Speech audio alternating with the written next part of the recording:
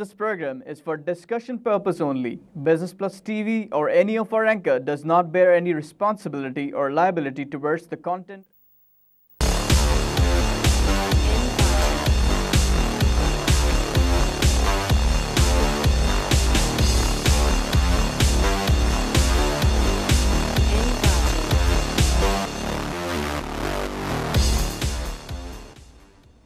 This is Business Plus broadcasting live from Karachi, Pakistan. You're watching Tips of the Trade. I am your host Tariq Khan Javed. नाज़रीन, आज तो बहुत ही अच्छा दिन है, बहुत मुबारक हो लोगों को. आज मार्केट हमारी माशाल्लाह 34,000 क्रॉस कर चुकी है. आज सुबह होते ही 112 के प्लस देखा गया, फिर सेलिंग बाइंग होती रही और फिर 272 का लेवल हमने देख लिया और उसके बाद 340 का लेवल भी आया 34,187 और उसके बाद थोड़ी सी गिरावट आई और फिर जो बढ़ी है अभी पिछले कुछ मिनटों में बहुत तेज़ी से मार्केट ऊपर गई है और 390 प्लस का लेवल आ गया है जनाब 34,328. अब कुछ मिनट बाकी है. अगर आप लोग सेलिंग वेलिंग प्रॉफिट टेकिंग ना करें तो इंशाअल्लाह हमारी सेलिब्रेशन कल जो है कंफर्म्ड है. दुनिया भर में ये हुआ है कि ऑयल की कीमत माशाल्लाह तो नहीं कहना चाहिए, हम पाकिस्तानियों को अरबों को ज़रूर कहना चाहिए. WTI जो है जनाब 44.85 पे पहुंच गया विद इंक्रीज़ ऑफ 1.84% और इसी तरह गैस की कीमत में भी बड़ा इजाफा है 1.67 का इजाफा और $2.20 का हो गया ये. इसका इम्पैक्ट ये आया है कि हमने देखा कि इम्पैक्ट मार्केट में कुछ डिफरेंट ही लग रहा है. डॉ में 13 का इजाफा है, SP में 3 का इजाफा, नैस्डैक में 7 माइनस. उसके अलावा जब आप एशिया की बात करें तो नीके में 62 लॉस है, हैंगसेंग में 45 का लॉस है, शंघाई में 11 का लॉस है और सेंसेक्स में 56 का लॉस प्लस है और सिंगापुर में 19. बहरहाल हमारे यहाँ अभी मैं आपको बताऊंगा बहुत सारे रिज़ल्ट्स आए हैं फर्स्ट क्वार्टर के, यानी जनवरी टू मार्च के रिज़ल्ट आए हैं जिसमें ज़्यादातर अच्छे हैं, एक दो ख़राब भी हैं. आइए एक लाइव कॉल से पहले बात करें. नाज़रीन, जो रिज़ल्ट्स आए हैं उसमें UBL फॉर इंस्टेंस उसका जो रिज़ल्ट आया वो आया है जनाब 7.5 मिलियन, जो कि थोड़ा कम है इसी पीरियड पिछले साल से 1.8% डाउन. लेकिन उसने ऑलरेडी ₹3 का कैश डिविडेंड ऐलान कर दिया जिसको लोग बड़ा पसंद करते हैं और इसकी वजह से इस शेयर को बेनिफिट होगा. फौजी फर्टिलाइज़र कंपनी में अर्निंग आई है जनाब 2.73 की फर्स्ट क्वार्टर में और ये अभी इस तरह से इनकी इन्वेंट्री जो है काफ़ी बढ़ गई है, तो ये अभी डिटेल और नहीं यहाँ पे है. OGDCL earn 43.5 billion in 9 months और उसका EPS आया है 10.11. ये 9 महीने का रिज़ल्ट है. और आइए एक लाइव कॉल से बात करें. हेलो हेलो जी अस्सलाम वालेकुम. वालेकुम. तारिक साहब, मेरी आपसे पहले भी बात हुई थी. डॉक्टर ज़हरा हूँ मैं. मुझे ये बताइए कि जो पैसे हम मेरे मियाँ को मिले हैं अपने इसके रिटायरमेंट के बाद, वो आप मुझे ये बताएं कि हम बहबूद में लगाएं या शेयर्स में लगाएं या कोई प्रॉपर्टी खरीदें जिससे हमें टर्नओवर ज़्यादा मिले, किस में हमें ज़्यादा मिलेगा? मैडम, आपका प्रॉपर्टी ऑलरेडी होगी, घर बार तो होगा आपके पास? नहीं है ना. नहीं है. नहीं तो देखिए, मेरा मशवरा हमेशा होता है कि आप इसको 1/3 प्रॉपर्टी में लगाएं, ज़्यादा बड़ी प्रॉपर्टी के पीछे ना जाएं, कोई फ़ायदा नहीं होता बड़े घर बना के. दूसरा जो है 1/3 आप लगाएं बहबूद वगैरह में जहाँ पे आपको फिक्स्ड इनकम मिल जाए, कोई रिस्क ना हो. 1/3 आप लगाएं शेयर मार्केट में, उस पर भी मेरी प्रेफरेंस होगी कि आप किसी म्यूचुअल फंड में लगा के आराम से बैठें. बहुत सारे म्यूचुअल फंड्स हैं, आप उनको देख लें और उसमें लगा दें, उसमें आपको ठीक ठाक रिज़ल्ट मिलता रहेगा. एक तिहाई तीनों जगह लगाना चाहिए, एक जगह सारा ना लगाएं, क्योंकि आपको ठीक है घर चाहिए विच इज़ ए नीड, वो तो आप ज़रूर ले लें. दूसरा ये कि आपको कंफर्म फिक्स्ड इनकम चाहिए which will be given by Behbood type का इन्वेस्टमेंट जो होगा आपका. और दूसरी तरफ तीसरा जो है शेयर्स जहाँ पे प्रॉफिट तो बहुत ज़्यादा होगा लेकिन उस पर आप इतना ज़्यादा रिलाई नहीं कर सकती और उसमें थोड़ा आगे पीछे भी हो सकता है. वक्ती तौर पे मार्केट नीचे आ जाती है, उस वक्त प्रॉब्लम आ जाती है. लेकिन अगर आप डिविडेंड यील्डिंग अकाउंट्स में लगाएंगी और बेहतर होगा कि म्यूचुअल फंड के जरिए लगाएं, तो वहाँ से भी एक मुस्तकिल आमदनी शुरू हो जाएगी आपकी। आइए एक लाइव कॉल से बात करें। हेलो हेलो नाज़रीन, और जो रिज़ल्ट है फैसल बैंक का रिज़ल्ट आया जो कि बहुत बुरा है इस दफ़ा, 28% कम है। ये सिर्फ 3 महीने की बात हो रही है, लेकिन उनका जो प्रॉफिट आया है सिर्फ 1.36 बिलियन आया जो कि EPS ऑफ 1.13 है। तो यहाँ पे डिक्लाइन है। और रिज़ल्ट हम देखते हैं। हैस्कॉल का रिज़ल्ट आया जनाब, वहाँ पे एस्टिमेटेड अर्निंग है, अभी आया नहीं है, शायद बोर्ड मीटिंग होने वाली है आज के दिन, कल होगी, तो उसमें फर्स्ट क्वार्टर का रिज़ल्ट डिक्लेयर होगा और एक्सपेक्टेड है कि 3.4 पर शेयर का रिज़ल्ट आएगा। इसके अलावा PPL का रिज़ल्ट 9 महीने का अर्निंग एस्टिमेटेड है 8.6 पर शेयर, 9 महीने का 8.6 पर शेयर आ रहा है PPL का। पायनियर सीमेंट लिमिटेड के भी कल बहुत सारी मीटिंग्स हैं, ऐसा लगता है 28 तारीख को मीटिंग है, और वो 9 महीने के रिज़ल्ट को देखेंगे और उनकी एक्सपेक्टेड इनकम EPS जो है 7.4 है 9 महीने की। आइए एक लाइव कॉल से बात करें। सर। वालेकुम सलाम सर, कैसे हैं? हाँ मैं ठीक हूँ जी। सर क्या ख्याल है कि 2016 में इंशाल्लाह 40,000 इंडेक्स हो जाएगा? ऐसा लग रहा है जी। आज माशाल्लाह 34 हो गया, बात हो गई है जी, 34 हो गया है, अल्लाह का शुक्र है। और होना चाहिए 40,000। अब 6,000 ही तो रह गया। आप लोग अगर घबराए नहीं, बेचे नहीं। कल मैं देख रहा था जो सेलिंग एंड बाइंग पैटर्न है उसमें कल तो हमारी मार्केट थोड़ी सी बड़ी थी, 163 पॉइंट बढ़ गई थी। उसमें फॉरेनर्स की सेलिंग थी 4.29 और लेकिन आप लोगों ने भी 2.6 बेच दिया था। देखिए जो रिज़ल्ट्स पे भी मैं बता रहा हूँ, 3 महीने का रिज़ल्ट है, इस पर इतना ज़्यादा आपको सीरियसली नहीं लेना चाहिए, लेकिन ज़्यादातर में हम बेहतरी देख रहे हैं। आपकी मईशत सही चल रही है, आपकी तमाम कंपनीज़ अच्छी चल रही हैं, आपकी इन्वेस्टमेंट जो है लगी हुई है इन कंपनीज़ में। आपको ज़्यादा नून लीग और मुस्लिम लीग और ये PTI वगैरह के चक्करों में नहीं पड़ना चाहिए। आपका फोकस मईशत पे होना चाहिए। मईशत सही चल रही है, कोई पार्टी वार्टी किसी का कंपनी को आगे पीछे नहीं कर सकती। तो अगर आपकी चीज़ें बिक रही हैं, दैट्स व्हाट मैटर्स। आपने PTI या नून लीग का तो शेयर नहीं लिया हुआ, उनके फॉर्चून्स ऊपर नीचे होते हैं तो हुआ करें, मुल्क को वो ये कंपनीज़ को कुछ फ़र्क नहीं पड़ता। आप लगाएं और उसको बेचें नहीं प्लीज़। आप लोग गोरे बेचते हैं, बेचते रहें, मुसलसल बेच रहे हैं, बेचते जाएं। मुझे खुशी होती है जब गोरा जाता है यहाँ से। आइए एक लाइव कॉल से बात करें। अस्सलाम वालेकुम। वालेकुम जनाब। हाजी साहब कैसे हैं सर? अल्हम्दुलिल्लाह, आप ठीक हैं? जी मैं ठीक हूँ। सुबह आपको प्रोग्राम देखा सिराज कासिम तेली साहब के साथ। जी जी, वाकई हिम्मत वाले आदमी है सिराज माशाल्लाह। कासिम तेली साहब। उनको जो लीडर बनाया है बिजनेसमैनों ने, मैं भी उनमें से शामिल हूँ, बिल्कुल सही बनाया। आप बिजनेस में ना कि इनको बनाए मेमनों ने मजबूत बनाया, क्योंकि वो मेमन बिरादरी से ताल्लुक रखता है और मैं भी मेमन बिरादरी का आदमी हूँ। जी जी, तो अल्हम्दुलिल्लाह ये मेमन बिरादरी ने इनको अच्छा हिम्मत दी है। ये किसी बरादरी की बात नहीं है, ये इतनी हक की बात कहते हैं। आज तो काफ़ी वो जज्बाती हो गए ये कह के कि इस मुल्क में छोटे छोटे लोगों से टैक्स लिया जाता है। एक फ़कीर भी अगर मोबाइल पे पैसा डालता है उससे ले लेते हैं। ये मोटरसाइकिलिस्ट जाता है उससे 40-40 रुपये टैक्स ले रहे हैं, जबकि सबको पता है कि 30-35 लाख लोग ऐसे हैं जो इतने ज़्यादा अमीर हैं कि इनकी दौलत की कोई इंतहा ही नहीं है और उनसे कोई टैक्स नहीं लेता, कोई पूछता नहीं है। उन्होंने एक और बात बहुत अहम कही कि जो नासिर खान साहब आए हैं, पहले कलेक्टर ऑफ कस्टमर होते थे, आजकल FBR के चीफ बने।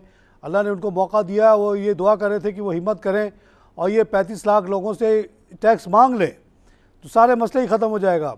दूसरी बात जो बहुत अहम कह के गए हैं वो आज वो ये कह के गए कि पनामा लीक में अभी तो शुरू हुआ है कहानी, ऐसे और बहुत सारे सेंटर्स हैं, बहुत पैसा की खबर आएगी, तो उन सब लोगों को पकड़ के बंद कर दिया जाए जेल में और उनसे कहा जाए कि सारे पैसे वापस लाओ।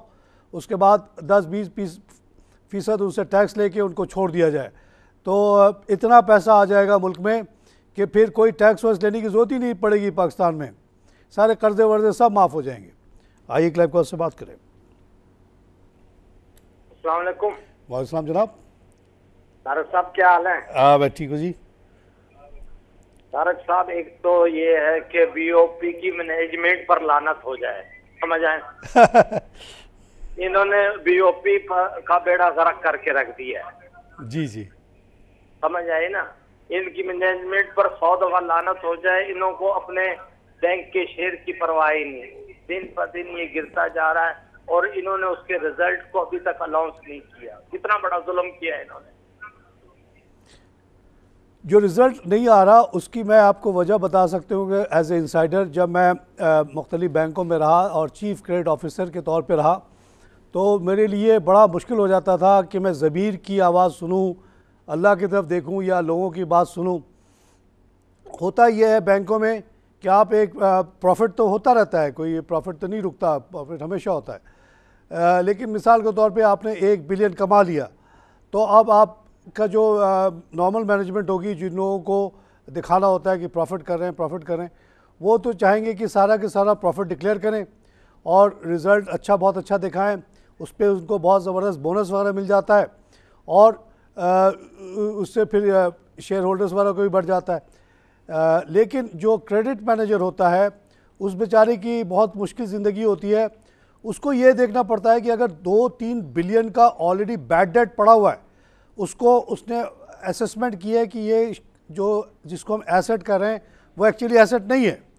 जैसा कि बैंक ऑफ पंजाब के केस में हुआ, आपने सुना होगा कि वहाँ के एमडी ने क्या किया कि एक पार्टी थी, उसको भी इनायत पकड़ के लाई थी, उनके साथ मिल के उन्होंने ये ड्रामा किया कि बिल्कुल ही बेकार बंजर ज़मीनों को बहुत ही कीमती ज़मीन दिखाई, मतलब 1 करोड़ की ज़मीन को 100 करोड़ की दिखा दी और उसके अगेंस्ट 50-60 करोड़ पैसे ले लिए, मगर बाद में पता चला कि वो तो 1 करोड़ की ज़मीन है। अब ऐसे में क्या होता है कि जो क्रेडिट मैनेजर होता है उसके पाँव के नीचे से ज़मीन निकल जाती है। वो कहता है यार ये कितना बड़ा फ्रॉड है, रिस्पॉन्सिबिलिटी सारी उसकी है। ये जो मार्केटिंग वाले लोग होते हैं आते जाते रहते हैं, तो फिर वो क्या करता है कि भाई हो गई गलती, 50 करोड़ पे कोई बेवकूफ़ बना के ले गया, तो वो कोशिश ये करता है कि ये जो 1 अरब का फ़ायदा हुआ उसमें से 50 करोड़ उस बुरे बैड डेट के लिए रोक के रखे। उस पर लड़ाई होती है, ज़बरदस्त हाथापाई हो जाती है आखिरी वक्त पे। तो जो मजबूत क्रेडिट मैनेजर होता है वो रोक लेता है और पुराने गंद को साफ़ कर देता है, कहता है प्रॉफिट मत दिखाओ। तो वहाँ मोस्ट प्रोबेबली अंदर अंदर ये बात चल रही है। जो भी ऑडिट और क्रेडिट वाले हैं उनकी जंग चल रही होगी, इस चक्कर में रिजल्ट भी रुका रहता है बहुत दिनों तक। आइए एक लाइव कॉल से बात करें। अस्सलाम वालेकुम जी। वालेकुम जनाब, क्या हाल है जनाब? ठीक ठाक है? मैं ठीक हूँ जनाब, आज बड़ा खुश हूँ, 34,000 की मार्केट क्रॉस कर गई। जी ताजा, ये अभी आपने बताया है ये FFC जो है फौजी फर्टिलाइजर कंपनी, क्या नाम है इसका? जी FFC इज फौजी फर्टिलाइजर। जी जी, तो इसका ये क्या रिजल्ट आपने बताया है? मैं फिर से बताता हूँ, तेजी में पड़ गया। OGDCL FFC earns 2.73 billion in first quarter. ये जनवरी टू मार्च का रिज़ल्ट है। और लेकिन इसमें एक ख़बर यार, inventory accumulated to 1.2 million ton with combined share of FFB। Inventory इनकी काफ़ी हाई हो गई है और इसके बाद मज़ीद डिटेल तो नहीं है कि EPS कितना बना या कुछ भी। ऐसी ये क्वार्टर के रिज़ल्ट को इतने ज़्यादा अहमियत नहीं देते, कोई सीजनैलिटी होती है। और इंडीड ये जो सीज़न होता है जनवरी टू मार्च, तमाम फर्टिलाइज़र कंपनी के लिए वो पीरियड होता है जो बना के जमा करते हैं। और अब जो ये गंदम की फसल कटी है, ये मार्च से लेके अप्रैल तक कटती रहती है। उसके बाद जब नई फसलें लगती हैं फिर ज़बरदस्त इनकी डिमांड होती है। इस वक्त ये रुका हुआ सा रहता है रिज़ल्ट, तो इस पर ज़्यादा अहमियत ना दें। आइए एक लाइव कॉल से बात करें। अस्सलाम वालेकुम। वालेकुम। ये तारीफ खैरियत से आप? जी मैं ठीक हूँ माशाल्लाह, भी आपकी मेहनत रंग ला रही है। नॉर्दर्न बेहतर इसलिए है सर कि उसका जो वो जो उसके पास जो मैंडेट है, आप देखिए कि पूरा बहुत चित्राल तक जाता है वो तो उसके पास एरिया बहुत बड़ा है, इसलिए वो ज़्यादा। प्लस ये जो कराची से लाहौर पाइपलाइन बिछ रही है उसकी मेन रिस्पॉन्सिबिलिटी ज़्यादातर जो है उसको दी गई है, स्वीट साउदर्न को नहीं दी गई ज़्यादा। तो उस पर भी वो बहुत ज़बरदस्त बेनिफिट उसको होने वाला है और इसीलिए आप देख रहे हैं कि उसके शेयर्स इतने अच्छे जा रहे हैं। इवेंचुअली ये दोनों कंपनी जो है, ये जो पाइपलाइंस बिछ रही हैं उसके ये मालिक भी हो जाएंगे। एक और पाइपलाइन आ रही है गवादर से नवाबशाह, वो ज़ाहिर है वो सुई साउदर्न मैनेज करेगा उसको, और ये नॉर्थ वाला जो है वो नॉर्दर्न करेगा। तो ये दोनों पाइपलाइन इवेंचुअली यही लोग मैनेज करेंगे, और कहते हैं कि इन्हीं का एसेट भी बन जाएगा, वो कुछ ऐसी डील होगी। तो दोनों अच्छे हैं जी, मगर नॉर्दर्न ज़्यादा बेहतर है। आइए क्लाइव कॉल से बात करें। बिस्मिल्लाहिर्रहमानिर्रहीम, अस्सलाम वालेकुम। वालेकुम सलाम। ख्वाजा साहब कैसे हैं सर? मैं तारिक भाई, आज मुझे 2-4 मिनट ज़्यादा दो, मैं बहुत डिटेल में आपको अच्छी बातें बता रहा हूँ। अच्छी बात है कि आज अच्छा मूड है सबका। आप मुझे कभी लिफ्ट ज़्यादा कराते नहीं है, एक सेकंड में मेरी कॉल काट देते हो। मैं तो आप मैं नहीं करता, मैं तो यहाँ बैठा हूँ, अपनी एनर्जी भी ज़ाया करता हूँ। मैं तो हर चैनल पे बोलता हूँ, हर चैनल पे सुबह से लेके रात तक कहते हैं। मेरे घर वाले भी मुझसे सब नाराज़ हो गए हैं, सब लोग। मैं भी 3-4 घंटे रोज़ बोलता हूँ, मुझसे भी घर वाले नाराज़ होने लगे। 10 बजे भी शो किया कासिम साहब के साथ, मज़ा आ गया।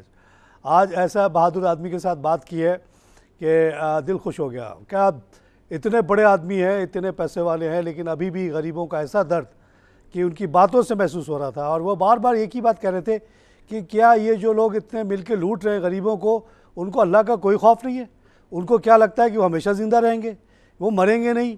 और जब मरेंगे तो पूछेगा नहीं अल्लाह उनसे कि भाई तुमको भेजा था दुनिया में कुछ अपने कौम के लिए, अपने लोगों के भला करने के लिए, तो तुम क्या करके आए हो? सारा पैसा तो उठा के तुमने वहाँ भेज दिया, छीन छीन के, नोच नोच के, लोगों के खून पसीना के पैसा तुमने पनामा में पहुँचा दिया, और चले आ रहे हो यहाँ पे कि जी मैंने नमाज़ पढ़ा था, मैंने हज किया था। अरे तुम्हारे नमाज हज से क्या फ़र्क पड़ता है?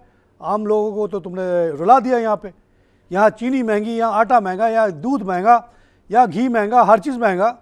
कैसे इतना महंगा आप बेच रहे हो? कोई रोकने वाला आपको नहीं है। और आप लोग ज़ाहिर है इतनी तेज़ी से अमीर हो रहे इसलिए कि कमाई बहुत ज़्यादा है। जहाँ 1 रुपये कमाई होनी चाहिए वहाँ 10-10 रुपये की कमाई है। और ये उन्होंने कहा कि 35 लाख लोग, जब नासिर साहब को पता है, जो कि FBI चीफ हैं, कोई जर्नलिस्ट नहीं है, कोई आम आदमी नहीं है, तो वो क्यों नहीं उनसे मांगते पैसे? और नादरा का डाटा तो वो डाटा है जनाब जिसको आप डिनाई नहीं कर सकते। वहाँ एड्रेस भी लिखा हुआ है, वहाँ फ़ोन नंबर भी लिखा हुआ है, फैक्स नंबर भी लिखा हुआ है, सारा कुछ लिखा हुआ है, ईमेल एड्रेस भी है, फिज़िकल एड्रेस भी है। आप भेजें उनको लेटर्स, आप भेजें उनको ईमेल, आप भेजें उनको SMS कि आ जाओ भाई ज़रा सा पैसे दे दो कौम को कुछ, नहीं तो कौम सारे कुछ जब्त करती है आपका, क्या कर लोगे आप? कितने बड़े आप बदमाश हो। आइए लाइव कॉल से बात करें। अस्सलाम वालेकुम। वालेकुम जनाब।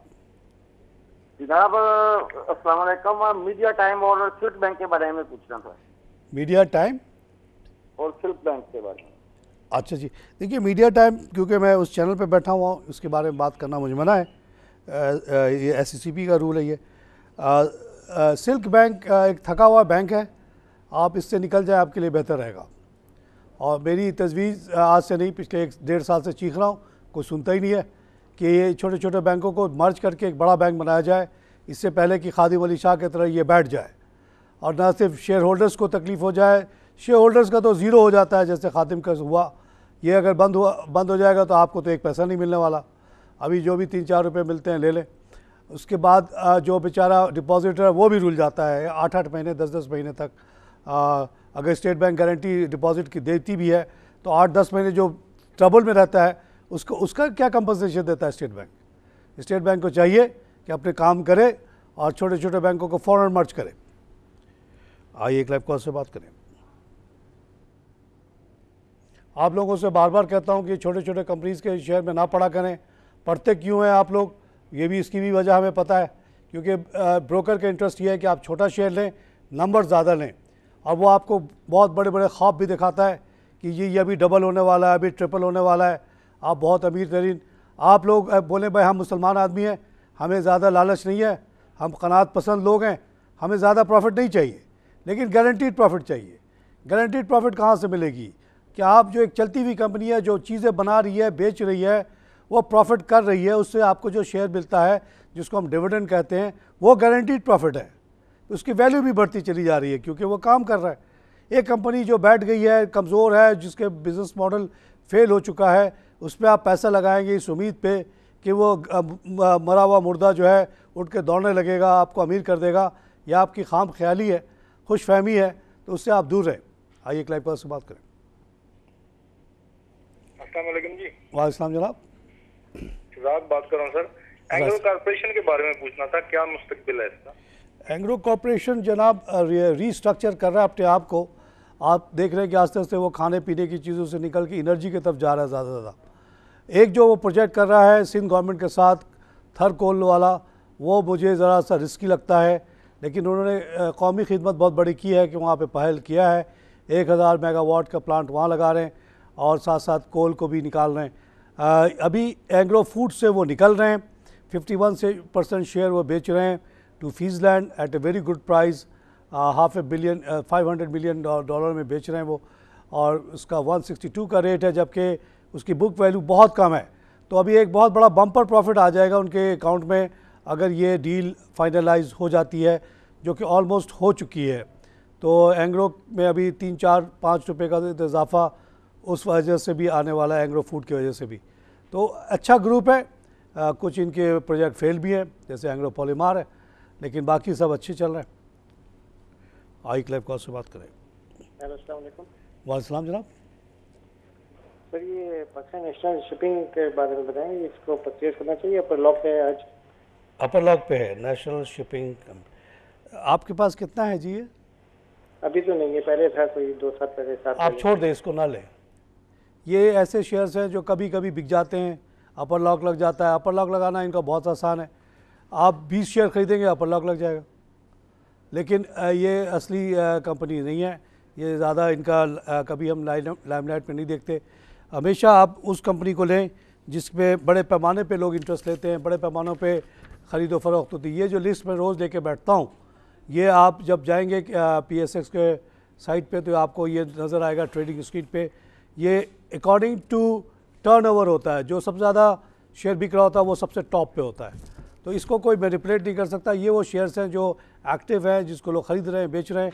NSE जैसा शेयर कभी कभी मार्केट में आता है, उसको मैनिपुलेट करना बहुत ही आसान। थोड़े से शेयर से आप उसको लोअर लॉक पे भी ला सकते हैं, अपर लॉक पे भी ला सकते हैं। तो ऐसे शेयर से दूर रहें आप लोग। नाज़रीन, ख़बरें बहुत सारी हैं और भी, मगर कॉलर्स ज़्यादा प्रेफर इम्पोर्टेंट है। आइए कॉलर से बात करें। वालेकुम जनाब। सर आप सबको खरी खरी सुनाते हैं। जी जी। लेकिन ये BOP में चौधरीयों की जो इन्वॉल्वमेंट है, उससे आपने कभी बात नहीं की। चौधरी? जी हाँ जी, चौधरी परवेज अलाई के होते हुए बैंक ऑफ पंजाब पे डाका डला है। चले उसके खिलाफ ही बोल देते हैं, हमें क्या जाता है। जो भी था उस ज़माने में मैनेजमेंट, जब ये हारिस नाम का आदमी MD बना, उसके इनको चाहिए कि जो पूरा बोर्ड है ना उसको पकड़ के बंद कर दे। पूछे तुमने चोर को क्यों बनाया चौकीदार, और वो बोर्ड बोलेगा कि जी वो फजल इलाही ने कहा था, तो फजल इलाही को भी बंद करो अंदर। बोलो तुम सब चोर के साथी हो। और वो जो पार्टी थी जिसने ये जाली पेपर्स के पर कर्जा लिया, उसको फिर से बंद कर दो, फिर वो सारा डिटेल बताएगा। आजकल तो इतने सख्त कानून आए हुए हैं, किसी को भी चाहे 90 दिन के लिए बंद करके पिटाई करो, उसकी सब उगलता है, फिर किसी को नहीं छोड़ो। चौधरी से मेरा क्या रिश्ता है? जनाब, यहाँ पे हमें लेनी है एक ब्रेक। नाज़रीन, एक छोटी सी कमर्शियल ब्रेक के बाद फिर हाजिर होते हैं।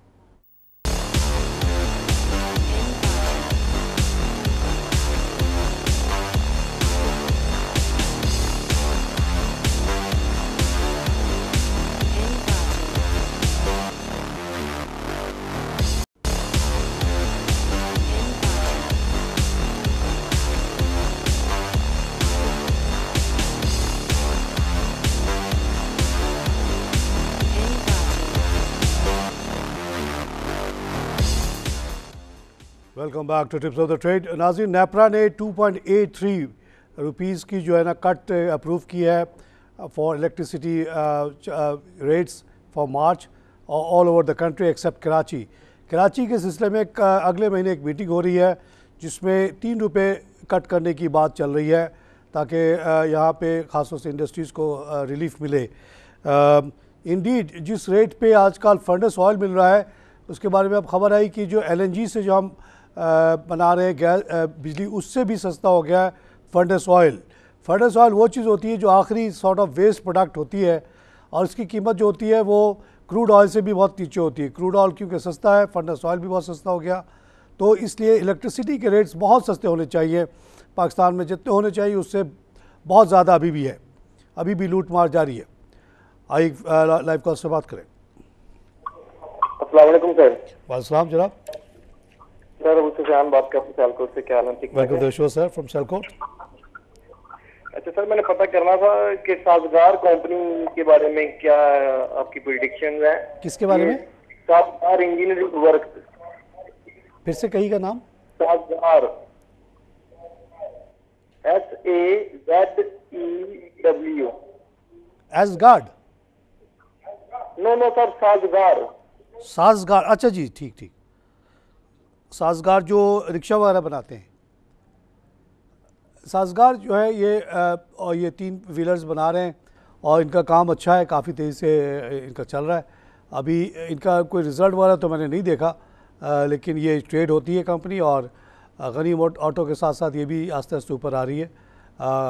अभी तक क्योंकि यहाँ पे सस्ती छोटी गाड़ियाँ नहीं हैं, तो यही 3 व्हीलर जो है वही वो काम कर रहा है जो इंडिया वगैरह में छोटी गाड़ियाँ कर रही हैं। इंडिया में इस वक्त आपको 1 लाख इंडियन रुपीज़ में वो छोटी सी गाड़ी मिल रही है नानो। यहाँ 2-2.5 लाख में ये हमको मिलता है 3 व्हीलर रिक्शा, जिसकी पायदारी बिल्कुल नहीं होती और बहुत जल्द ये 2-3 साल के अंदर ही ख़त्म हो जाता है। तो साजगार और इस तरह की और कंपनी ये बना रही हैं। इनका फ्यूचर अभी फ़िलहाल अच्छा है, जब तक कोई छोटे सस्ती गाड़ी बनाने वाले लोग ना आएँ। उस सिलसिले में ख़बर यह है कि जो हमारे नेशनल असेंबली की स्टैंडिंग कमेटी है उसने कहा है कि ये जो पॉलिसी है ऑटो पॉलिसी अच्छी नहीं है, वो इंपोर्ट को ज़्यादा इनकरेज करती है और लोकल मैन्युफैक्चरर्स को नहीं। दूसरी खबर आई है कि वो जो कमेटी जिसने ये प्रपोज़ल दिया है उन्होंने कहा है कि इंशाल्लाह 2 या 3 कंपनी जो है इंटरेस्ट ले रही हैं और वो आएंगी पाकिस्तान। अभी तक कोई नाम स्पेसिफाई नहीं हुआ है। आइए लाइव कॉल से बात करें। हेलो, वालेकुम। सब कैसे हैं? अब मैं ठीक हूँ, अल्लाह का शुक्र है। अच्छा सर, मैं ये पूछ रहा था पावर सीमेंट के लिए कोई है जहाँ ले लिया है? ये 10,000 की खरीद लेना चाह रहा था मैं। पाक नून पावर सीमेंट जी, ये छोटी कंपनी है देखिए, लेकिन आज देखिए दीवान सीमेंट भी चढ़ा हुआ है तो पावर भी चढ़ रहा है। आप ले लें, कम पैसे में आपको ये मिल रहा है। सीमेंट कंपनीज का फ्यूचर तो बहुत अच्छा है इस मुल्क में, क्योंकि सीमेंट यहाँ बहुत महंगा बिक रहा है, 500 रुपये की बोरी बिक रही है। वही ईरानी सीमेंट जो है 321 रुपये का है और चाइना का सीमेंट 355 का है, इंडिया का 392 का है। तो अभी बम्पर प्रॉफिट हो रही है तमाम के तमाम कंपनीज़ को, और उसमें आप लेंगे तो आप फ़ायदे लेने वालों में हो जाएंगे, नहीं लेंगे तो आप ख़रीदार होंगे तो आप नुकसान वालों में होंगे। नाज़रीन, अब वक्त ज़्यादा नहीं रहा तो मैं चाहता हूँ कि जल्द से जल्द मैं ये जो आज की वॉल्यूम लीडर्स हैं उस पर बात कर लूँ जल्दी जल्दी। सुई northern again volume leader with 22.8 million काम हुआ यहाँ पे, 42 पैसे के इजाफे के साथ 33.69 पे पहुँच गया। ये मज़ीद बढ़ेगा भी। और दीवान मोटर में भी ज़बरदस्त इजाफा है और 10.7 मिलियन का काम हुआ, 91 पैसा बढ़ के 1495। ऐसा लगता है कि रेनॉल्ट गाड़ी आने वाली है, हालांकि इसकी कोई कंफर्म न्यूज़ नहीं है। TRG पाकिस्तान 10 मिलियन का काम हुआ है, 50 पैसे बढ़ के 35.76 का हो गया ये। डेस्कॉन केमिकल में 9.9 का काम हुआ, 76 पैसा बढ़ के 8.75। TRG और डेस्कॉन को मैं ज़ाती तौर पे पसंद नहीं करता, जिसको लेना है ले। सुई साउदर्न गैस में 9.2 मिलियन का काम हुआ है, 1.3 यानी अपर लिमिट है ये, 28.94। देखिए दोनों कंपनियां तेज़ी से ऊपर जा रही हैं। साउदर्न जब स्लो था तो अब उसने ज़ोर पकड़ लिया, आज अपर लिमिट पे आ गया ये। आइए एक लाइव कॉल से बात करें। हेलो अस्सलाम वालेकुम। वालेकुम जनाब जी, MCB के बारे में पता करना था। किसके बारे में?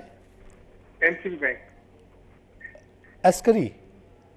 MCB NBP National Bank of Pakistan.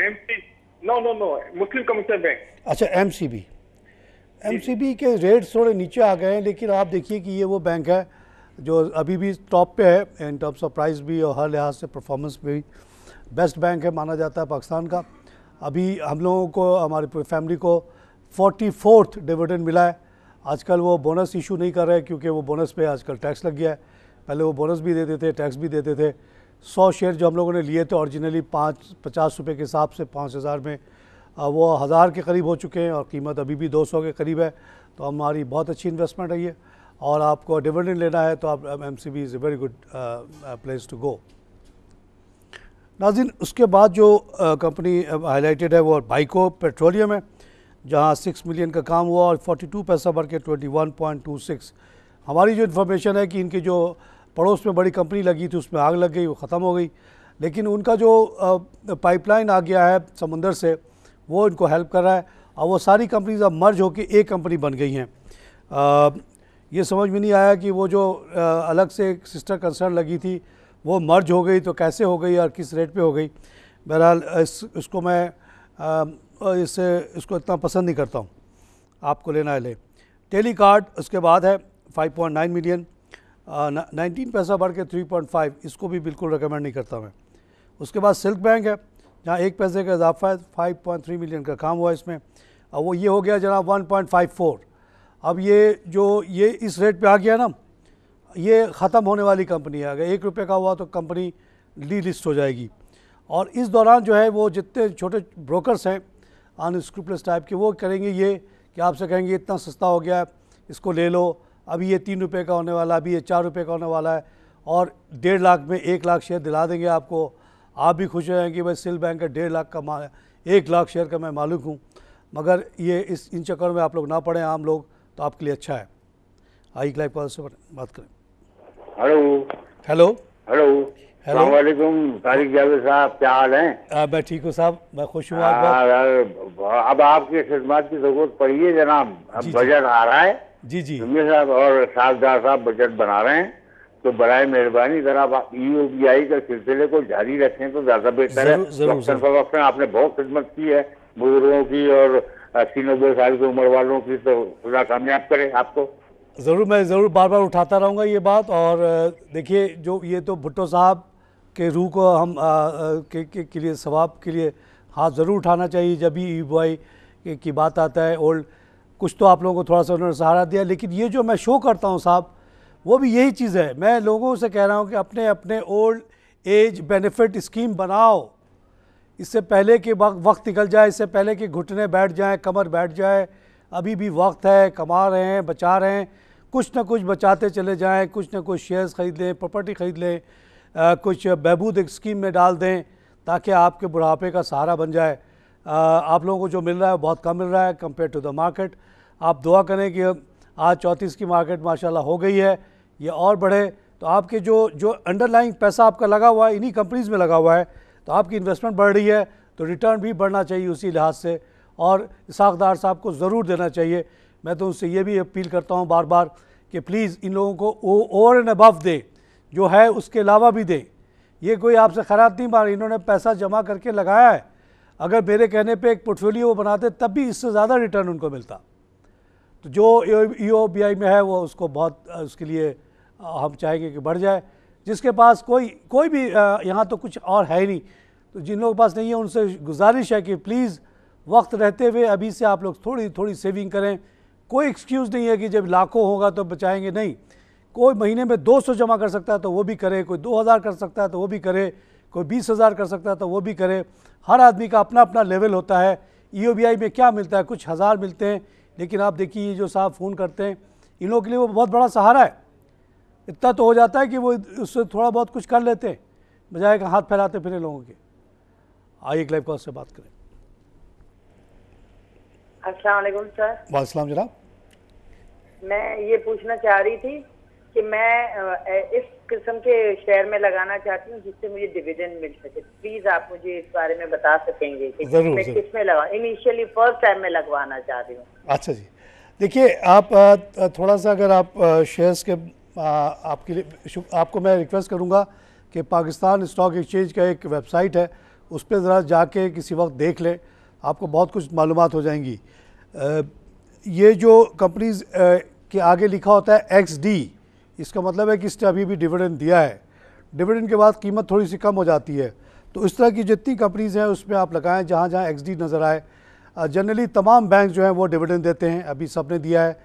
इसी तरह ये हपको कैपको टाइप की कंपनी है, FFC है, आदम जी है, बहुत सारी कंपनीज हैं जो डिविडेंड देती हैं, जिनको पैसे रोकने की ज़रूरत नहीं होती, वो डिविडेंड की सूरत में दे देती हैं, तो उसमें आप लगाएं। और ये चलती हुई कंपनीज़ हैं, ऑलरेडी परफॉर्म कर रही हैं, यहाँ लॉस होने के चांसेस बहुत कम हैं। मगर आपको फैला के लगाना है, ज़्यादा से ज़्यादा कंपनी में लगाना है ताकि आपका रिस्क बढ़ जाए। आई क्लाइव कॉल से बात करें। हेलो हेलो हेलो हेलो, अस्सलाम वालेकुम। वालेकुम। मैं जीशान बात कर रहा हूँ। मुझे दो चीज़ें पूछनी है। एक तो फातिमा का पूछना, फातिमा फर्टिलाइजर का, इसका क्या है? इसका बड़ा डाउन हो गया पिछले 2-3 महीने। आज उसका रिज़ल्ट आया, मैं आप लोगों को बता नहीं पाया कितने कॉल्स आ रही हैं। रिज़ल्ट बहुत बुरा है, उसमें सिर्फ 34 पैसे का रिज़ल्ट आया है, विच इज़ वेरी लो। कहाँ गया वो रिज़ल्ट? फातिमा फर्टिलाइज़र का रिज़ल्ट आया फर्स्ट क्वार्टर, अर्निंग जो एक्सपेक्टेड है अभी वो आया नहीं है। 27 आज के दिन ही वो है मीटिंग है। सिर्फ 34 पैसे का रिज़ल्ट है ये, और ये जो है ज़बरदस्त डिक्लाइन है compare to similar period last year जब 1.2 का काम हुआ था। इंडीड तमाम के तमाम फर्टिलाइज़र कंपनीज़ के ये लो पीरियड होता है, लेकिन इनका जो पीरियड से कंपेयर किया जा रहा है उसमें भी खातिर खा कमी है, 71% लेस। इसी वजह से ये गिर रहा है। फातिमा के बारे में हिस्ट्री ये है मेरी कि जब मैं आया था उसी ज़माने में ये IPO हुआ था, और मैं पढ़ने का आदी हूँ, हज़ारों हज़ार पेज पढ़ जाता हूँ एक दिन में। तो मैंने वो 250 पेज की वो पढ़ ली थी प्रॉस्पेक्टस। उसमें पता चला था कि ये पुरानी कंपनी को नई कंपनी बना के पेश किया गया, और पुराना जो बैकलॉग ऑफ इंटरेस्ट कॉस्ट वगैरह वो इसको हर्ट करता रहता है हर वक्त। आई क्लाइव कॉस्ट से बात करें। वालेकुम सर। वालेकुम जनाब।